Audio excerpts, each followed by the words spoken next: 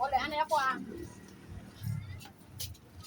Arayin ako at barangay Panikit. Tanda ko sa patinggan. Oh, parcel pala. Ito. Hey guys. Oh, sa mga pasahero dyan na nangangailangan ng transport service na magpapadala at walang mag-aatid. Pwede kami po. Parcel anywhere. Bound to any town. Ferrol, Looc, Alcantara, Santa Maria, Santa Fe. San Agustin, Calatrava, San Andres.